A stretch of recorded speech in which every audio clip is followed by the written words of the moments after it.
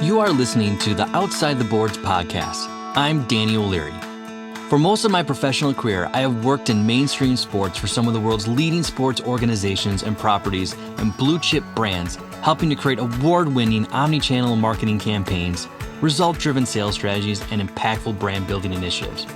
But all that work doesn't compare to the fun, excitement, and challenges I've been fortunate to experience working for the king of all sports, polo. For nearly a decade, I've put my heart and ambition into helping advance the sport of polo. I've made lifelong friendships, met some incredible people, traveled to memorable polo destinations, and heard the craziest stories. My goal is to share these people, places, and stories with you and provide a unique behind-the-scenes perspective of the game that breaks all the common stereotypes, all while discussing key issues affecting the sport today and the constructive sharing of ideas, insights, solutions, and best case studies for the purpose of advancing polo globally. Every week, I will have honest conversations with polo industry leaders, enthusiasts, and awe-inspiring people who make this sport great and fun to be around. I hope through their knowledge and their unique perspectives, they will motivate and inspire you. Together, we will explore ways you can make small tweaks to boost your polo business, whether you are a club, event, team, or player, that will amount to big changes in revenue, participation, attendance, and exposure. Saddle up. Welcome to Outside the Boards with me, Danny O'Leary.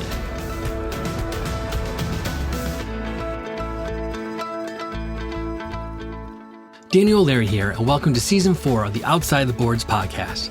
On this episode of Outside the Boards, I'm excited to introduce you to one of women's best and rising polo stars, Isabella or Issy Wolf. From Middleburg, Virginia, Issy is a seasoned professional polo player, has traversed the globe, yet the allure of her hometown remains unparalleled. Raised in Middleburg and a graduate of the University of Virginia, Issy, now 33, is deeply connected to the town's equestrian culture and tight-knit community. Issy's equestrian roots trace back to her parents, retired orthopedic surgeon Bill Wolf and Francesca Spano, who introduced her to horses as a toddler. Her introduction to polo began at the young age of 9 after hopes of becoming a jockey fell through because of her height. Her talent continued on into college as she played a crucial role in her school's 2-time national collegiate championship winning polo team. Beyond her exploits on the polo field, Issy boasts a multifaceted career. A real estate agent at the Thomas & Talbot Estate Properties, she seamlessly blends her passion for horses with property dealings. Her adeptness extends to managing social media for local businesses, fostering connections between the equestrian and real estate realms. Middleburg's charm, with its preserved small-town character and flourishing local businesses, captivates Issy. Every visit to a local coffee shop becomes a reunion, showcasing the enduring warmth of the community where she grew up. Issy's commitment to community service shines through her support for the Middleburg Humane Foundation, the Windy Hill Foundation, and the Piedmont Environmental Council. Beyond financial contribution, she urges others to donate or volunteer, contributing to her preservation of the community's rich tapestry. As Issy continues to shine in the equestrian and real estate arenas, her heart remains firmly grounded to the enchanting landscapes of her hometown and the sport of polo. Without further ado, let's welcome Isabella Wolf. Isabella Wolf, how are you? I'm doing well, thank you. How are you? Good. Now, should we continue through the rest of this podcast as Issy, or is there another name you prefer? Issy is totally fine. Isabella is kind of formal, so Issy is perfect. Yeah, no, it's like Daniel and Dan. I go by Danny, actually, more often. Nice. Where did the nickname Issy come from? I mean, my friends just started calling me it really early. They'd call me Iz or Izzy, and I think in something like 3rd grade, they had us make name tags, and I decided to put Issy instead of Isabella. And this is going back to 3rd grade. Exactly. Oh my gosh. Wow. It's been a while. It's so wonderful, Issy, to have you on this podcast. You've been recommended to me by a lot of your player colleagues and teammates and so on and so forth to have you on here. So I'm glad you accepted my invitation. And I should also tell everyone that you have been recently engaged.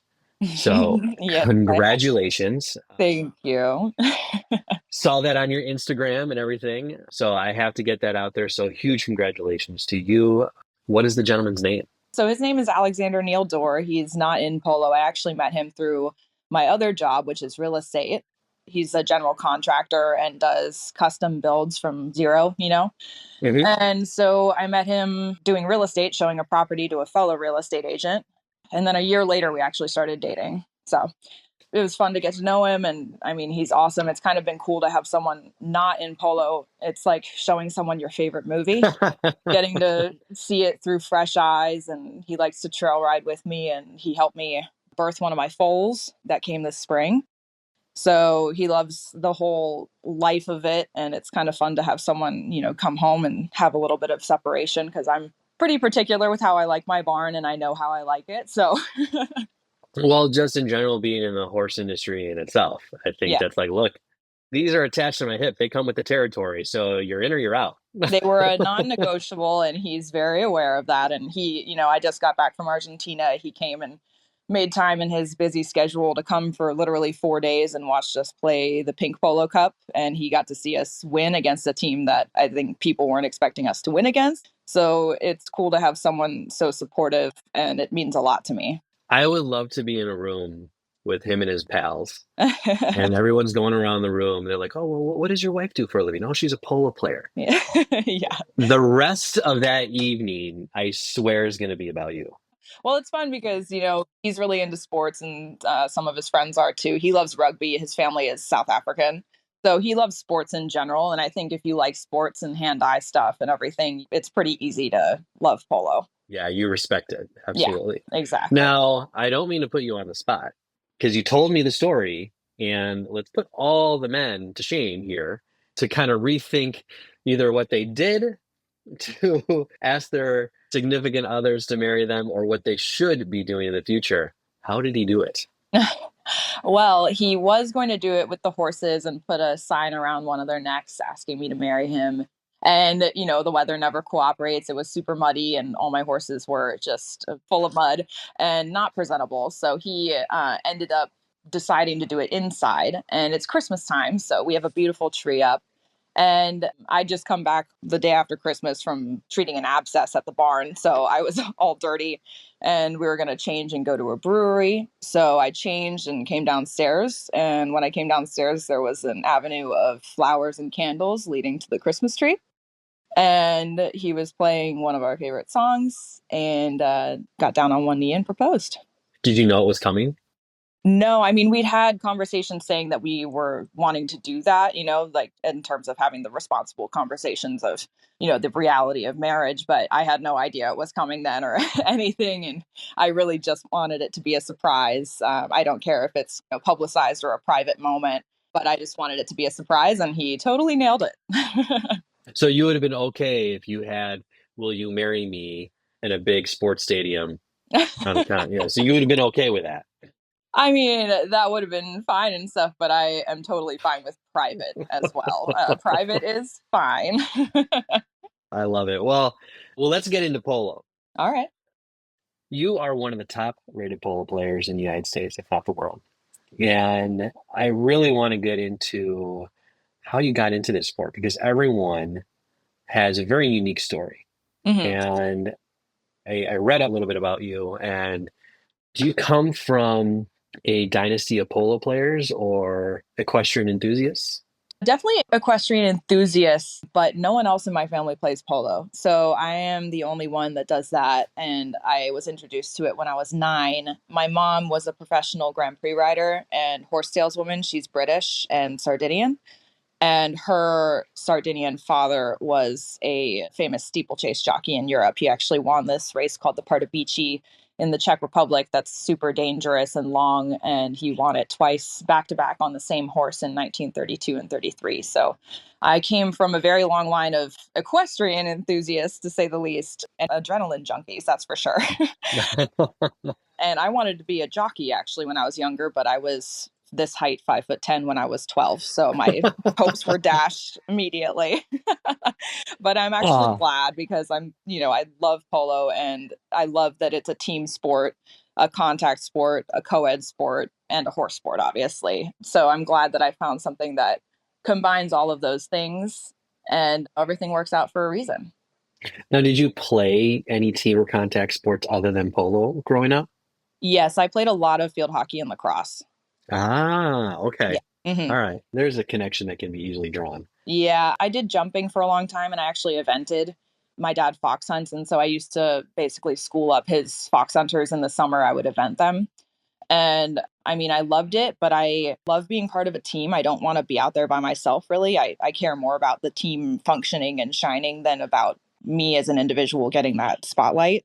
Hmm. So I gravitated towards those team sports. And it's funny, I was kind of, when I was 9, I was kind of saying to my mom, I was bored with jumping in the arena because it was too slow still. I wanted to go faster. And so that's why she took me to a polo lesson. Was she hurt by it? Oh, Izzy. Actually, she was really excited because she back in England had watched polo, but women for the most part weren't really allowed to play. And so she was like, well, why don't we do this? Yeah, if you look at how women kind of were treated in the game, everything that you kind of see now is still relatively new. Yeah. Was your dad into equestrian sports, or did that happen when he met your mom? So he always was into equestrian sports, actually. He got into it because his sister had gotten I guess, and won in an auction a pack of lessons or something, and she couldn't continue. So he ended up doing it when he was a kid. But then he ended up learning to fox hunt when he was, I think, in his late teens. And then he put it down when he became a sports medicine doctor and worked on, like Olympic level athletes and everything for a while. He was a shoulder and knee specialist, which is very handy to have around. Hmm. But he came back to it a little bit before he met my mom, and he loves fox hunting. He just retired. He's 68, and now he's gotten into pickleball, but he loves it and still has his sport. I'm glad. It's a little dangerous. I mean, when you talk about dangerous sports, fox hunting is right up there as well. Oh, no question. Oh, I thought you were talking about pickleball at one Oh, point. no, I'm like, pickleball I think is what? pretty normal. Now wait, so I think I read somewhere your dad's an orthopedic, right? Surgeon or okay. He was an orthopedic surgeon, and then he got rheumatoid arthritis in his hands, and so he actually switched out and started working for the VA and saw the opioid crisis, and now he does addiction treatment medicine, and he finds it super rewarding. But yes, he was a surgeon. So he's not really retired. He's still doing something. No, he retired for 4 days and then went back to work. My stepfather is an orthopedic surgeon, Oh, cool. and he did retire, and that was like a few months, and he still Yeah. volunteers at the VA, and Oh, that's awesome. still does all that. The doctors, I don't think they can retire, in my opinion. I Yeah, think yeah, I they're think a bit of they'll adrenaline junkies themselves. But I got to admit, your dad probably got a lot of referrals from you playing polo. Oh, yes. And he has seen many an x-ray from a friend of mine who just needs a second opinion. That's for sure. Yeah, cash cow for orthopedics if you guys want to start marketing yourselves in the world of polo. That's for sure. But he gave me some PT to do, and I thought I was going to need surgery. I thought I'd torn my rotator cuff beyond repair, at least through physical therapy. And I did the PT he told me to do, and I couldn't believe the difference. In under 2 weeks, I felt completely changed. So it's awesome to have around. That's for sure. Isn't that amazing? Like, I've had similar experiences with my stepdad. I sprained my ankle. I thought I sprained it really bad. Like, oh, I'm going to be on crutches, that sort of thing. It was a legitimate sprain. You know how like blood pools like at the bottom of your foot? Yeah, And he's like, no, walk on it. yeah, Painful to walk on it, but 3 days, I was fine. yeah, And he's just like, people who tell you to get on crutches and all this kind of thing and elevate it, yeah, to a certain degree, but the only way it heals is if you have blood flow, and yeah. blood flow gets all the nutrients and things like that to make things heal faster. It's just like, sorry, that's the way to go. Like people might not like hearing about it, like they have to undergo more pain, but that's the way to go. Yes. The motto of my youth every time I fell off was, I worked the burn unit, you're fine. Probably where the whole analogy rub some dirt in it, they'll be fine. Exactly. Yeah. But rub some dirt in, we'll add some more stuff to make you sick or something like that. But that's going to just increase your immune system. So Yeah, all exactly. good. Yeah. It's good when you're going to a sport full of men and everything to not, be kind of like, ouch, this hurts, ouch, that hurts. You just kind of have to suck it up and play. Now, you started polo at 9 years old. You're Mhm. from Middleburg, right? Middleburg, Yes. Virginia. And for the next 10 years, what was the trajectory of polo in your life? Where did you start playing? Who did you play under? Who taught you? I started playing polo in a polo school here in Virginia, run by a guy named Herman Noguera when I was 9. And we have a ton of polo schools in the area. So we're really fortunate. It's a, total horse community here. So you can find someone to teach you any horse sport you want in this area. And I had done jumping previously. I grew up on a horse. My family, I don't remember the first time I rode. And I was just kind of saying I wanted to be a jockey because my grandfather was a jockey and I wanted to go fast, was my main thing. I love speed. And so I was kind of telling my mom that I wanted to go faster than what we were doing in the arena for jumping when I was 9. And she's British, so she basically had seen polo in England and thought it would be a cool sport for me to try, especially since women weren't really allowed to back when she was growing up. So that's kind of what made me gravitate towards polo. So I started in a polo school, which is like the most accessible way to get into polo for sure, because you don't have any kind of carrying costs. But by the time I was 13, I'd actually shown enough promise to get a coach. And so he basically was a pro that came in the summer and taught me how to ride, how to play, do everything for polo. And his name's Jose Villamil. He's one of the Villamil brothers. They're actually most famous for their mallet house, that they ran. And so he was 4 goals at the time. And I credit him a lot with my progression because I remember the first time I stick and balled with him when I was 13. And he's actually the reason I learned to speak Spanish too. His wife, who's also a really good friend of mine, spoke English and she translated until I learned. So he basically always expected the same of me as any guy. The first time we stick and balled, he told me to hit a 60-yard penalty shot. And I kind of laughed at him and he was like, don't laugh, go do it, Mm-hmm. And I loved that he never expected anything less from me. And, he was hard on me, but it made me not crack when I became a professional. I could take the criticism and sparse that out from the, sometimes you get yelled at on the polo field. So, it's good to kind of have a thick skin and be prepared for that and learn how to take the criticism out of there and apply it. Well, and field hockey and lacrosse are going to help with that as well. Yeah. For sure. Definitely. 100%. Now, at that time you were just playing polo. I'm assuming you're leasing horses, didn't own any of your own horses at that early age, did you? No, so actually it was an interesting story. So as I was going from jumping to polo, there was a pony he was 14-1. He was a Connemara Welsh cross. And I'd gotten him for cheap because he was talented, but he knew he could jump anything. So he would just take off running at the jump and, out of control a little bit. But I was always fine with speed, so I didn't care. So I actually made that pony into a AA show pony and sold it for big money. And I got a couple green horses at that time with that profit that we made, basically. So that was how I started out my string, was by selling. That was the first sale I ever had to make. And I think I was 14 or 15 and my legs were, hanging past his knees at that point. And my family was like, you kind of have to sell this if you want to do polo. And so, it was sad, but I actually have still gotten photos from him as recent as 2 years ago, absolutely loved by his kids. So, I'm happy he's happy, but I have to credit that pony Boomerang with starting my whole string of polo ponies. But it was awesome because basically what I did was get a bunch of young horses, and Jose Villamil taught me how to single and make them. And that was my first set of horses that I finished for polo. And he did a really good job putting me on safe horses, even though they were young, which gave me confidence. And some of them are the horses I bred, and now I have their babies because they played for me for 16 years apiece. So during that young age, you're actually training yourself. Yeah, that's basically the foundation of what let me get into polo and sustain myself. Because while, I'm a 1 goal in mixed polo, and at the beginning of my career, there was really not a ability to make money playing women's polo at the very beginning. It was kind of more, for, people just getting together as friends for the most part. And I'm so happy to see that progress into what it is today. It's such a professional endeavor. But back then, being a 1 goal female player trying to play men's polo, a lot of how I made the bulk of my money was selling horses that I made. And I eventually went into making horses off the racetrack and getting super into conformation and bloodlines. So I'm definitely a huge horse enthusiast. That's for sure. Now, do you primarily work with thoroughbreds?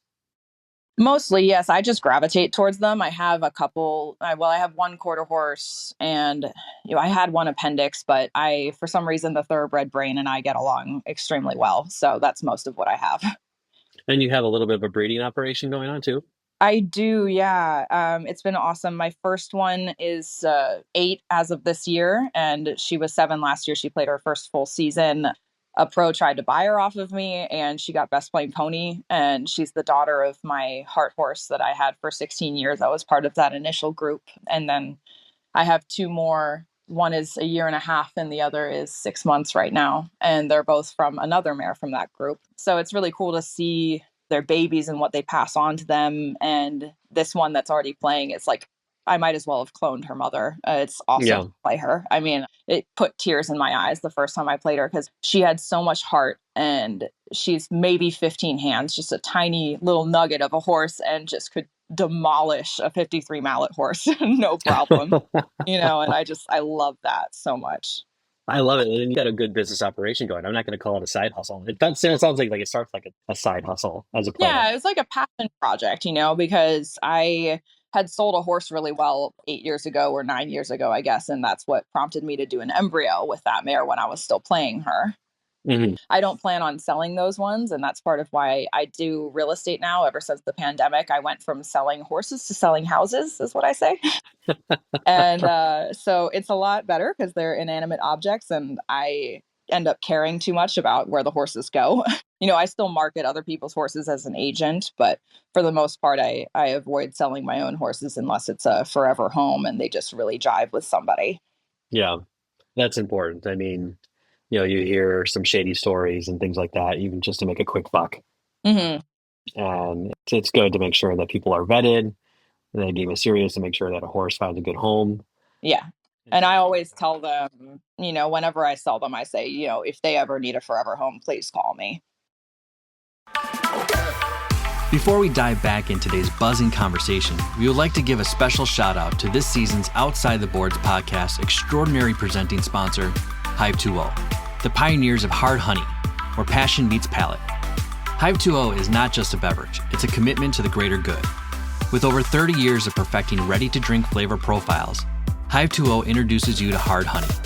It's more than just a drink. It's an experience crafted by a dedicated in-house team, including their beekeeper, formulator, and full cycle production squad. They move hives, protect queens, and manage honey production, all to make a difference with hard honey. Why choose Hive 2.0? Because when it comes to taste, there's nothing like it. Each can is carefully crafted, palate-forward experience with a unique story behind every batch. Lightly carbonated for a subtle effervescence, it's a journey from the first sip to the last. Hive 2.0 uses honey, a natural sweetener rich in antioxidants, vitamins, and minerals. Unlike refined sugar, honey has a lower glycemic index, providing a slow rise in blood sugar levels. From their hard honey to alcohol-free refreshments, each Hive 2.0 flavor tells a unique tale, from historic Egyptian times to the modern porch pounding experiences. Whether you're sipping an Atomic Berry's tropical tartness or savoring the nostalgic taste of PB&J, Hive 2.0 has something for every palate. So join us in raising a can to Hive 2.0, a salute to taste, innovation, and the bees. Thank you, Hive 2.0, for sweetening our lives. Listen to the end of this podcast to be awarded with a special discount code when purchasing Hive 2.0 online at www.hardhoney.com. And now, back to the interview. Stay tuned, stay refreshed, and stay curious. I had a great conversation with a woman that has replay polo. Mm-hmm. She's an earlier podcast of mine, and her focus was on retire and finding new professions with retired polo ponies or from other disciplines to make sure that they do find a home and they're not treated inhumanely. Yeah. It seems polo has a better empathy towards horses, maybe than other sports. Now, I could easily get castrated for saying something like that from any other sport, but like the horse racing industry, and you could probably shed some light on that. There's carriage racing to just thoroughbred racing in general. Like, how many horses go through that? Oh yeah. The ownership, I've met some owners before that just look like, you're just a hedge fund manager and you're just getting into this, to make a quick buck or just for the lifestyle of it. I'm not sure. Yeah, it really, just depends on the individual too. I'm pretty close with some people in the horse racing industry, and there's definitely people that care a lot about their horses there too. And I have a pretty cool story. One of mine, her name is Black Friday because I got her for free on Black Friday many years ago at this point. And I actually threw a surprise party for a friend of mine for her birthday. And, people come up to you when you sell horses and they say, I have a horse that might work for you. And you're like, okay, maybe it will, but you never know. I'm pretty particular. But then I gave the person my number. They sent me a photo and I was like, wow, this horse is actually really cool. But apparently she was driving everyone crazy at the track because she was kind of a brat. And she just needed a job like Polo. She's phenomenal. And what I loved about her owner was that they said, take her for free. If you don't like her, bring her back. We just want her to go to a home where she's loved and doing the job that she likes. And I really appreciated that. And they've kept tabs on her and love seeing photos of her. And she's one of my best horses I've ever had. And it turns out her bloodlines are fabulous for Polo. She's got Galileo in there, and Los Machitos have a couple studs that have Galileo in them. It's an Irish thoroughbred that's very famous and good bloodlines. So it's pretty cool to see. I'm very into the bloodlines conformation. I love just going to horse auctions just to analyze conformation, even if I'm not buying anything. It's just a passion of mine. I love kind of what you said, just the humanizing the horse a little bit more and not portraying them as objects. Yes. That's really key. And even when I was with the USPA, and I got to credit Adam Snow for this, who was adamant about you guys got to humanize the horses. It's not about the players and so on and so forth. These horses are representing 70 to 80% of the game. We need to focus on that. And still, I mean, for as many horses as there are that play per player in a game, depending upon the level that you're playing at, there's a lot to cover. But for sure, I think like stories that you just told me, and these are fun and really they're not objects. Yeah. They have personalities, whether they're an amazing horse and they're so loving or they're a brat. Yeah. Yep. Some of my favorites have some personality to them. My favorite, the homebred I was telling you about, she and her mom both like go into game mode, and every photo you see of them on the polo field are ears pinned. I call it aerodynamic mode. And wait, hold.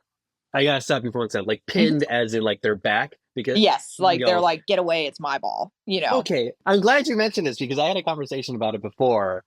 And it's like, oh, when the ears are back there, that means they're angry. And I'm thinking to myself, well, yeah, I get pissed off when I'm playing a sport and so on and so forth. And like people always told me like, oh, don't post that picture because the horse is angry. I'm like, no, what? They mean business. Yeah, exactly. I think one of the most memorable things I have for polo, it was during the US Open Championship. This was when it was on NBC Sports. And I was with the camera guys and I was behind the Valiente tent. And everyone's working and so on and so forth. And the horses that were getting ready to get remounted on had a pip in their step. And it's just like, these guys know what's going on and they're getting excited. Yep. 100%. I know that for a fact. And like when I retired the mom of that homebred I'm talking about, I retired her when she started getting a little arthritic, and I just felt her for the first time lean on my hand at all. And I just didn't want to push her into the ground or have something horrible happen to her. She was around 18, turning 19, and she'd played for me since she was 5 years old. And I was like, all right, you're good. So, but the first time I left to go play polo again in Texas or California, I forget where it was, but I was doing a long trip and I left her here at the farm with, some of the other horses, and she had her ears pricked waiting for me to take her to the trailer. And when I closed that trailer gate, she pinned her ears and ran off. And she was just like pouty about it. And I've heard a lot of stories of horses who will literally jump the fence and come to the tie line if it's possible, things like that. They love their sport. And I actually ended up bringing her out of retirement, not to play again, but just to even take sets and stuff, because she always needed to be first and she liked being first, and no other horse's nose could be in front of hers. And it was her little win for the day. And I love that sass. I think that that's something that, as long as it's good hearted, she never bucked with me, never reared. I don't think I ever fell off of her. And, I love that grit in the horses and that personality that comes out of them when you let them be themselves. Sass and grit. I think that's two very good terms to describe a polo pony. Definitely. I often get people coming up to me. It's like, do the horses like that? That looks really dangerous. Are they getting injured and so on and so forth? I'm like, they like being out there. Yeah. And I would tell my Valiente story to them and, tell them similar to, the sass and grit of polo ponies. And they kind of dial back to like, really? Well, how can you tell this, and this? Like, Yeah. And you can tell when they like it or they don't like it. And something I'm really grateful for is that I do have a base in jumping and other sports as well. So if I feel like, it's only happened once or twice, but if I feel like a horse is just not happiest doing polo anymore, I'll start them out over a couple small jumps and, market them through friends and to specific homes. But as, a jumping prospect or something like that. And I have one right now that I did that with her, and she is someone's heart horse for fox hunting now. mm-hmm. And I love that. I think it's Yeah. good to listen to them and not force them into a box if they don't like it. But a lot of them love it. I mean, you can see when you're doing young horses, my entire string is trained by me, and seeing it click for them between when they're learning to single and stick a ball and then when they actually learn what playing is and putting all the pieces together, you can really see it click for them, and they switch leads when the ball goes in a different direction, things like that. And they really get it. I love that about them. So let's go back to your polo career. Mhm. So when was your first tournament or match that you played in? At what age? I remember being in a match for the first time when I was 13 here in Virginia. And we do this thing called Twilight Polo, and it's in the Yeah. arena. And they did like a quote unquote Future Stars little mini tournament, basically, and put all the kids in it. And that was my first tournament that I played.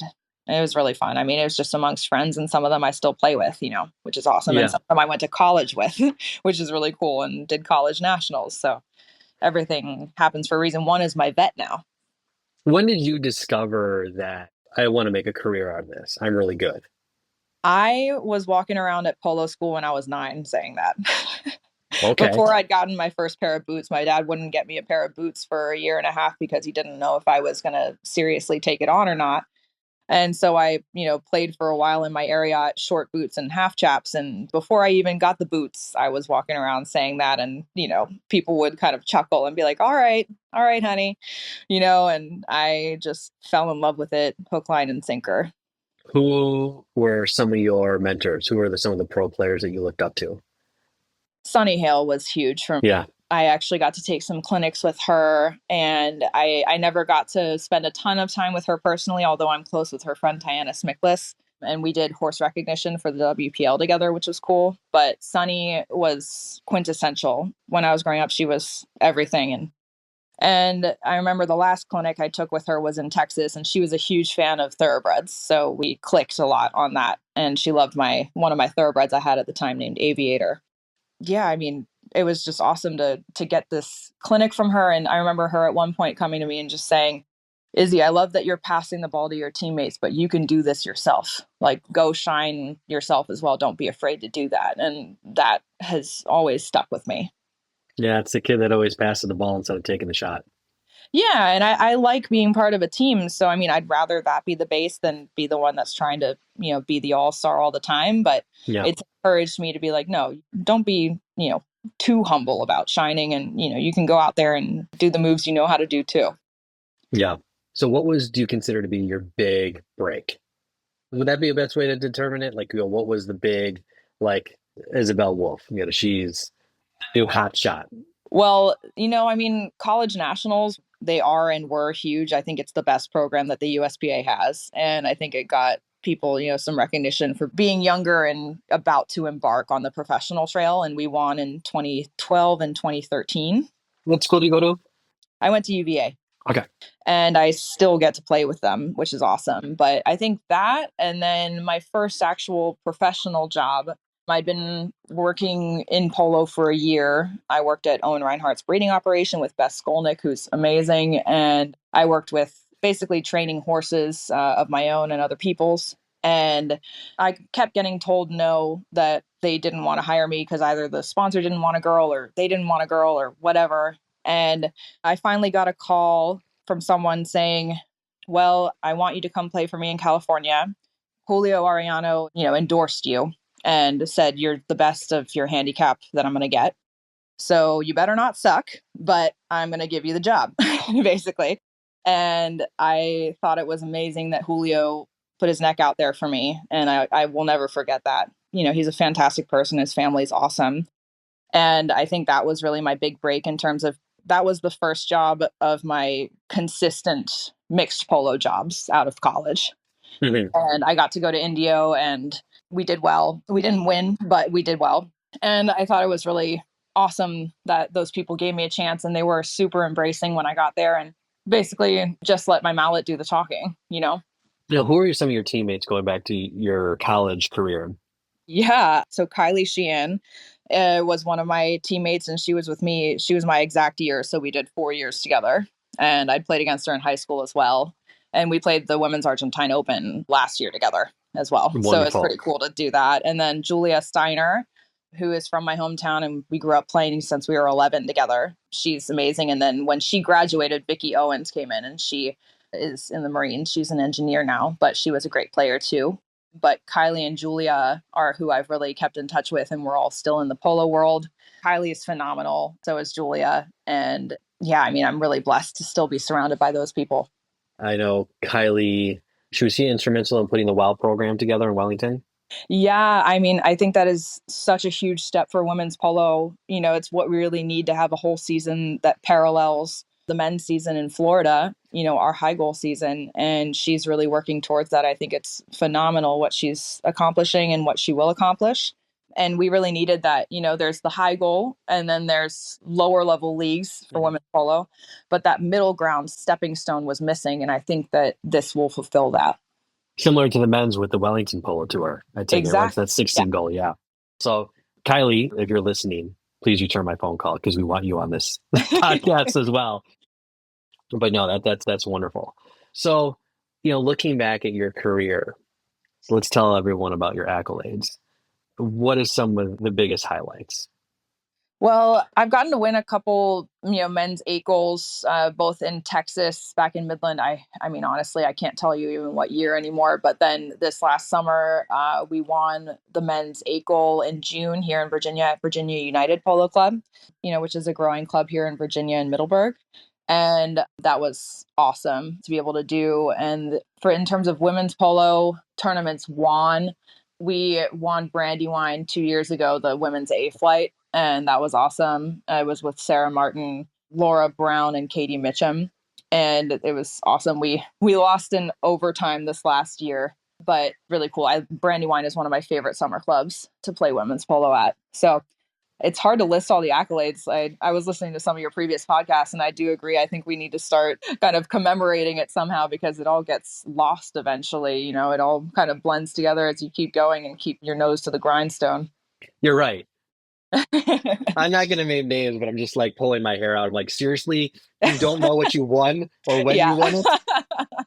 Yeah. But, and I apologize for just me kind of uneducated. Like, I'm trying to absorb as much as I can find about Issy and her polo career and so on and so forth. But Yeah. you played, just this past year at Polo's Epicenter. You just mentioned that you played in Argentina for the Women's Open alongside Yes. Kylie. Yeah. We did the pink polo this last year as well.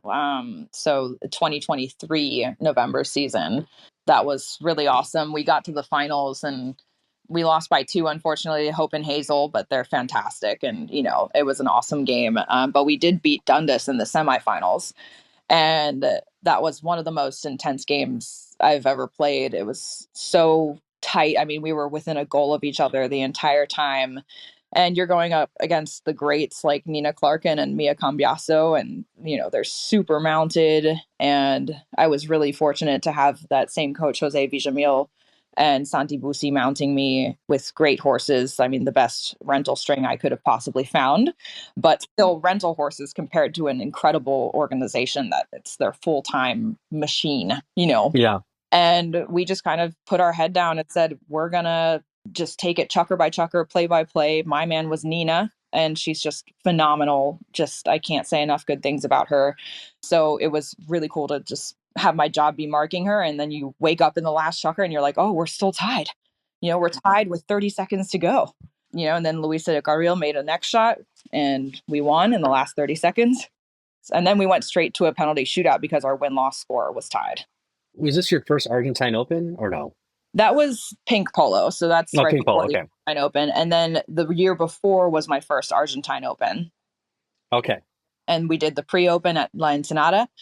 And then the Open itself, which was also, I mean, one of the most fantastic experiences I've ever had. And I discovered a lot about how I play as well. I got switched from position 4 to position 1, which I've played a lot of 1, especially since I've played a lot of mixed polo. And I love kind of seeking out like where that play is going to go so I can try to get a breakaway. And I love going fast. So it works out. When you mentioned that early on in this interview, I'm like, you just sounded like the Ricky Bobby of polo. Yes. That's my motto for life. I want to go fast. That's it. We're going to put that on the back of a t-shirt. Yeah. How many U.S. Opens do you have under your belt? I haven't played the US Open. I've been considered 2 years in a row, but it just didn't end up panning out. There was kind of, everyone plays like musical teams sometimes before. Yeah. I just didn't end up handicap wise fitting in. And unfortunately, I haven't gotten to have a debut in the US Open yet, but I'm hoping for an opportunity in the near future. That's for sure. So what do you have outlook wise for this year? So this year in the summer, I'm looking forward to a summer similar to last year. I was playing 3 to 4 days a week in women's with this lovely girl named Sam Shin. And then in the summer, I was playing for high fields and men's polo. So we should be doing that again this year in the summer in the men's 8 goal. So that'll be my summer polo, which is, 5 months of the year. And then Sam and I are going to go to Aiken after that and play the women's polo there, the A flights, which I'm really looking forward to. We're plotting out our team right now, but we have some interested parties that I think will make extremely talented teams. And then from there, we might play a mixed tournament in Argentina together, which is when there's 1 man and 3 women. So yeah, we're kind of just aiming towards that. Potentially at the beginning, I was going to be maybe getting married in the fall, but I think we're going to move that to the spring so that I can play all the polo. But yeah, so I think we've got a summer through the fall full of polo. It's nice to have some things on the schedule already. And yeah, it's a great year ahead. In 2012, the founders of Outside the Boards witnessed their first polo match and were stunned by the sport's beauty and brutality. Few sports, if any, have these combined qualities. The sport's grace, intensity, and warlike imagery create a shock and awe viewing experience like none other. Combine this with the sport's party-like atmosphere and lifestyle, and you have a recipe for success. Today, the sport has yet to witness its full potential. The industry is fragmented, riddled with politics and inexperience. Outside the Boards was purposely designed to change all that and bring clarity to the sport by introducing best practices, insights, trends, and consulting services to industry stakeholders and interested brands so that they can reach their marketing potential and better navigate the sport. Whether you're a club seeking custom sponsorship and marketing solutions or simply looking for strategic advice, we encourage you to contact us today or subscribe to gain access to industry insights. Visit us at www.outsidetheboards.com or to learn more or email us at info@outsidetheboards.com. Now, when do you start really planning your year out? Because I feel like, as a player, both men's and women's, things kind of happen sporadically. They're not really planned out. Decisions and teams are created at the last second. Yes. You have to be primed and ready all the time, basically. Yeah. And so now the wonderful thing that real estate has allowed me to do is keep a full string of horses all the time. So I can go wherever. I have, 8 of my own that are solid and then some young horses coming up as well, including homebreds, which is awesome. But yeah, you have to just be primed and ready. I was not planning on playing the men's 8 goal, and I think 2 months before the summer happened, I got a call and they wanted me to play. And they were the team that had won everything the year before. So no small feat. And they were awesome. I loved playing with them. Fran Mera, Duilio Diaz, and Michael Liss. And it was just awesome because, Fran expects a lot of me in a good way. He's the 5-goaler on the team, and I speak Spanish fluently, so it's helpful because I can communicate with them very well. There's no lag time. Yeah. And he, helped me get as sharp as I possibly could be but that was all relatively last minute how it came together. And I was getting my horses up to play with Sam, which I still did, but then I added that to the plate for the summer. And I'm grateful for that. Now, when you mention real estate, allowing to keep a string of ponies, are you referencing that as to have a secondary income or primary income, or is it the work-life balance kind of thing? Yeah. So, the great part about the real estate that I'm doing is my boss is the master of the foxhounds here. And so he is very flexible and he's like, you go get them, girl. There's only one time in your life to do all this. So we'll give you all the flexibility you want. God, we all want bosses like that. Oh my God. I mean, I'm so blessed. He's amazing. So, I still spend most of my time with the horses, to be honest. But now I have a groom, which is lovely. I mean, I love waking up with my horses, but in terms of getting real estate and this done, it helps give some flexibility so that I can show houses and then go straight to a game. Mm-hmm. But yeah, basically what I wanted to supplement, I still play professionally, but instead of selling the horses, selling the houses, those commissions off of that equal the same amount I would have made selling those horses. So now I get to replace that and do what I love and not have to have the pressure to sell a horse, because when you're playing in a season, if someone picks up your one or two best horses, people are less likely to hire you the next year. Yeah, that's a very, very good point. Mm-hmm. Do you find that the money that you make from playing polo professionally, and let's Mm-hmm. bundle the sale of horses and all to that, do you think it's worth the time and effort and things like that? I mean, in terms of making a long-term career of it? For real estate, you mean? No, for polo.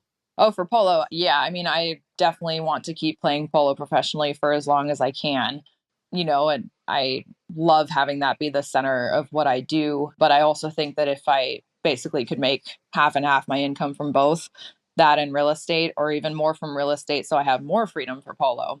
Luckily, it's not a job where you have to be in the office 9 to 5, and I can make a contract at 10 at night if I need to.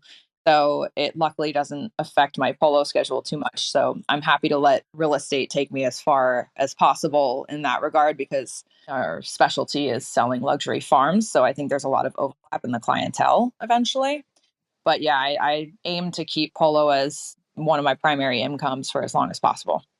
But without real estate, do you find that being a professional polo player, generating an income is difficult? Yeah, as a local pro for mixed polo, I mean, you're making enough considering your handicap, but without the sale of horses, everyone knows that if you're a lower goal pro, you need to, do teeth or be a farrier or, sell horses or do something other than that, to, take home anything substantially and, make some savings and stuff like that. So basically, instead of selling the horses, now I'm doing the real estate to supplement that part of it and then still playing professionally. Well, and not to mention, I mean, you're still in Middleburg, and Mm-hmm. I always find that even players at your level or higher, it's a gypsy sport. You're everywhere. Do you have a home? Before the pandemic, no. I mean, I was, mainly in Texas and California before the pandemic, spring and fall, summer and winter, basically. And I was home 3 to 4 weeks of the year, maybe. Hmm. But yeah, real estate and the pandemic was a crazy time for everybody. Uh-huh. But I think it let me sit down for a second. Polo boomed in my hometown, which was a coincidence. And, that was welcomed. But it let me have a second to say, okay, like, do I want to keep selling these horses or do I want to see if there's another avenue I could pursue so I can keep them?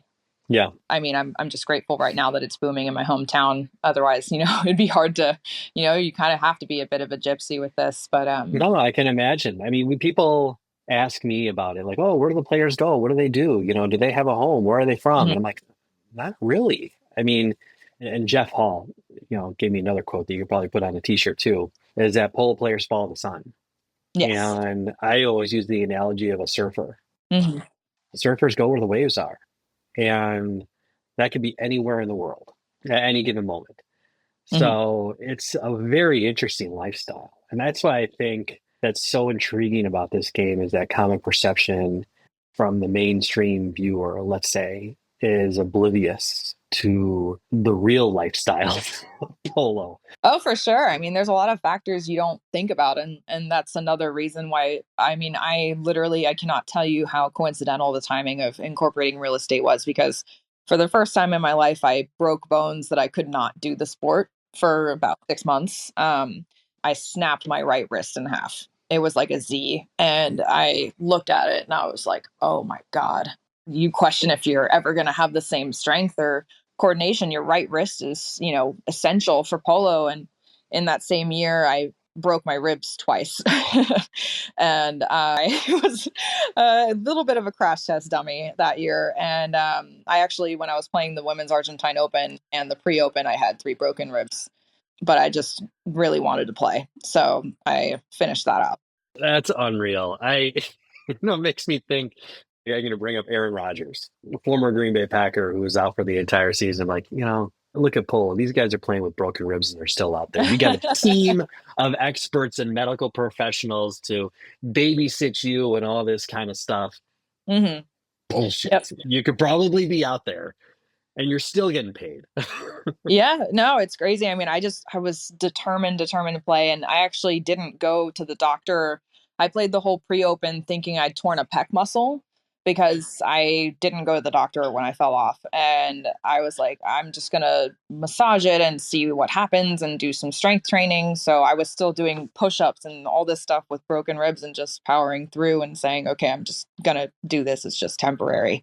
You guys are just as stubborn as the horses are sometimes. Yes, exactly.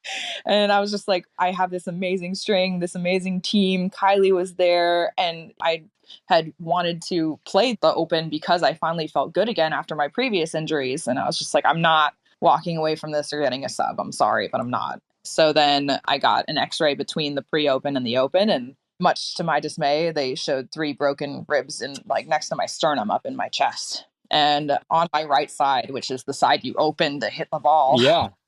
we did some therapies and stuff like that and got it figured out and comfortable enough to play. And I actually managed to score 11 goals in my first Open.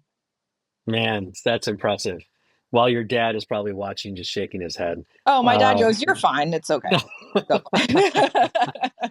So, what's on the horizon for women's polo? You have WOW kicking off in Florida. Yeah. Do you have high hopes for women's polo? I mean, is the trajectory like it has been over the past 5+ years steamrolling? 100%. I think it's one of the biggest growing sectors in polo overall. And I'm so excited to see these kind of gaps being filled, such as WOW. It's a need and it's necessary for the sport to grow, to give everyone experience at an intermediary level before jumping to that high level. Mm-hmm. And I think that as we see more of that in more and more locations and people who are passionate about the sport growing, I mean, we've even seen it here in Virginia. We have the Piedmont Polo League as well. And we created a whole women's league to parallel for the summer here in Virginia. And it's more of an intermediary to middle level, but it was necessary because, to let everyone play here in Virginia together, all the women. And it's just keeping the sport growing so much. And from there, people want to go to Brandywine, they want to go to Maryland. So as we fill those gaps in the summer and winter seasons, Aiken does an incredible job for the fall and spring. And their women's polo was awesome. I went there this fall and played, and it was so great. So I think that as we fill those gaps, we're going to see more and more players getting more and more experience and see different combinations really blossom. Aside from Aiken, where are the other women's polo hotbeds? I feel that a lot of the people gravitate towards the big spots, towards Florida and things like that. But there's a huge polo scene on the West Coast, and you could parallel that to the Santa Barbara men's season and things like that. But, some of the classic hubs are really the hubs for women's. I'm really hoping that in terms of the tri-state area, that Middleburg becomes a hub for that more and more for women's. Mm-hmm. So I think that as we grow that, we keep in mind the schedule of Brandywine and Maryland that are close enough that everyone can play everything. And I think as more and more people coordinate like that, you'll see more and more hubs. So I'm hoping that this is a future spot. So with everything great with women's polo, what's not going great? What are the challenges that women's polo is still encountering?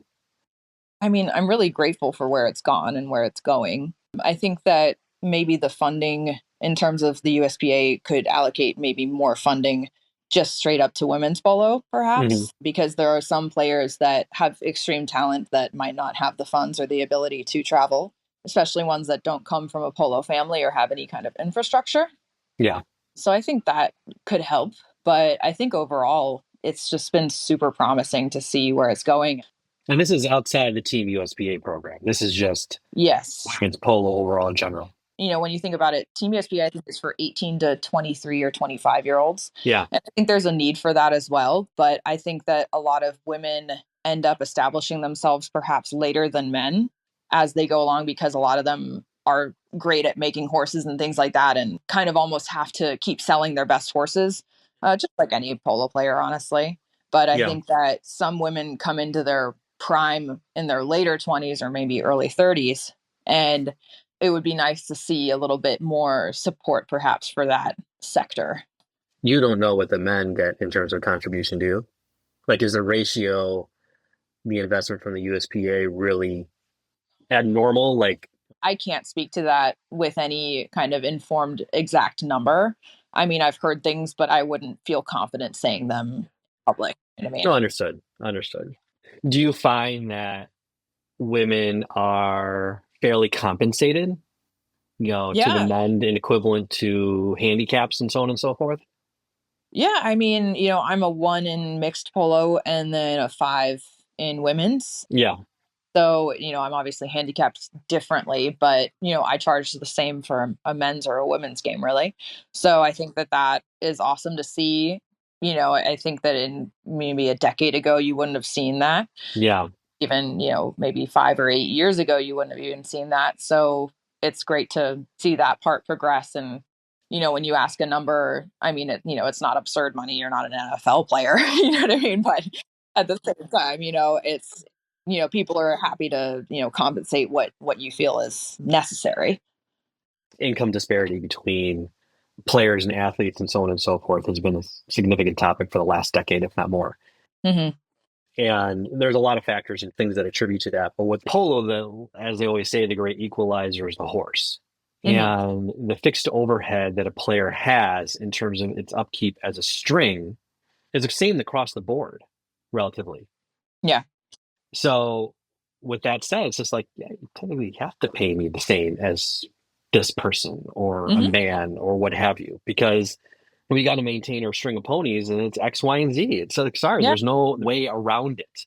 Yeah. We're not objectively or subjectively looking at just the talent overall. It's just like, just look at our overhead. Yeah. The costs are the same, break or anything. And one thing I try to do to minimize costs is I am a crazy person about checking my horse's tendons and legs. And I'm super into fitness regimens for the horses that minimize the chance of injury. I have a full set of ice boots that I put on all the horses. There's a lot of poultice involved, things like that. I do a lot of that with the horses. And, sometimes I'm the person who I ask the vet to come out and they're like, we can't see anything, but they might find something that needs a week off or 2 weeks off or something like that. And I'm proud that I can spot those little changes. And maybe I call them out occasionally for an ultrasound that's not necessary, but it brings me some peace of mind and prevents a horse from being out for 6 months or a year. And then I have to go rent another horse or find another horse to use.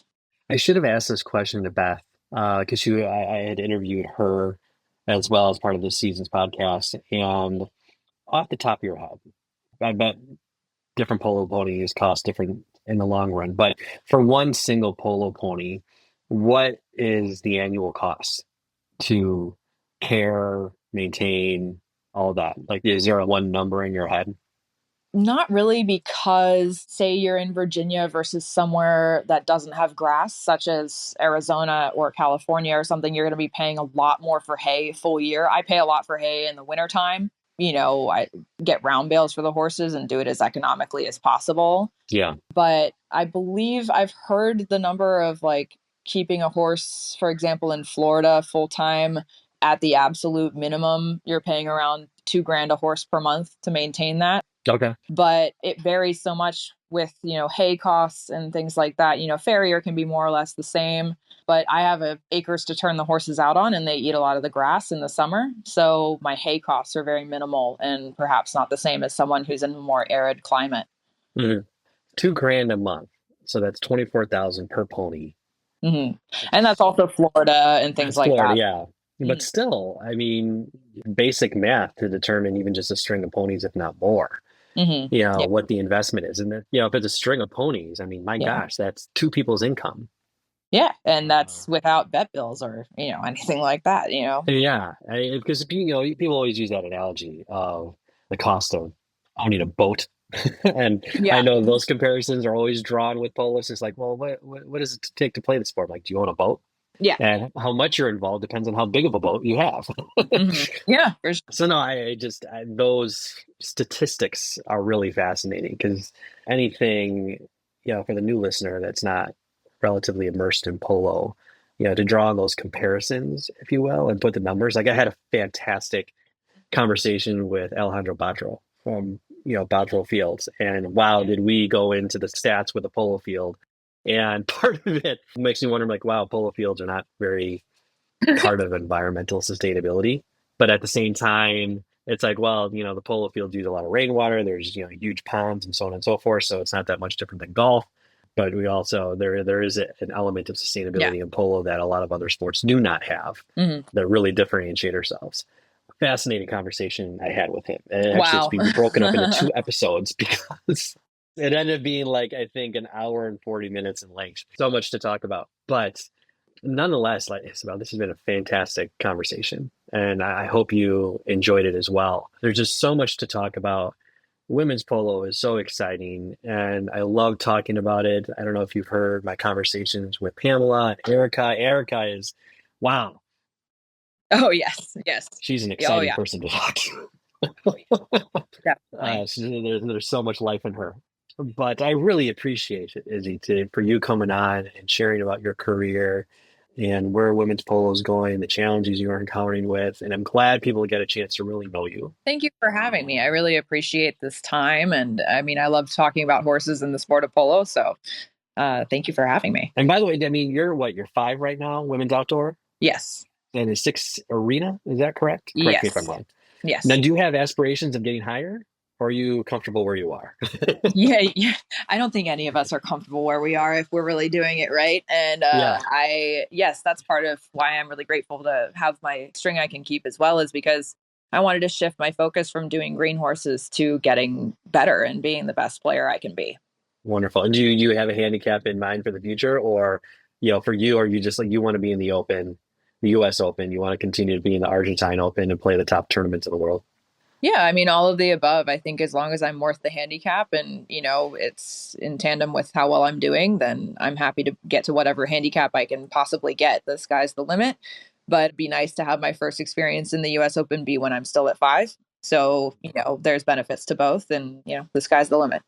Well, I'm so excited for you, Izzy. You're a household name in the US, if not the world, for women's polo. You're doing great things, and congratulations again on your engagement. And excited to watch you this year play. And thank you again for coming on. I'm sure we'll definitely be talking in the future, if not in the future season, as you continue your successful career in the sport. Thank you so much, Danny. I am looking forward to all of that, and I appreciate you having me on today. Thank you. And that's a wrap for today's episode. We want to express our gratitude to our amazing sponsor, Hive 2.0, for making this season's podcast possible. Hive 2.0 is on a mission to provide an authentic drink experience, offering unique and delicious flavors of hard honey and premium non-alcoholic beverages. It's all about showcasing the quality and passion of the bees' work from hive to hand. Hive 2.0 believes in spreading the joy that honeybees create with every sip, bringing together their life's work with uncharted flavor profiles and the pure aromas of honey. It's a one-of-a-kind drinking experience that you won't find anywhere else. As a special thank you for tuning into this episode of Outside the Boards, Hive 2.0 is thrilled to offer our listeners an exclusive online discount and free shipping on all 4-packs. Just use the discount code OTBPOLO24 in all capital letters when checking out. Head over to hardhoney.com to explore more about the brand's products and mission. Don't miss out on the chance to enhance your drink experience with Hive 2.0's unique creations. Purchase your 4-pack today. Thank you all for tuning in. Stay refreshed, stay curious, and remember to make every sip count with Hive 2.0. Until next time, take care and hope to see you on the polo field.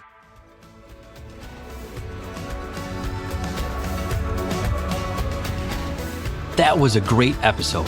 What is the one thing you learned from today's conversation? If this episode had an impact on you in some way, then I encourage you to visit and subscribe to our website at outsidetheboards.com for more episodes and interviews with incredible guests. Thanks for stopping by, my friends, and hope to see you on the polo field.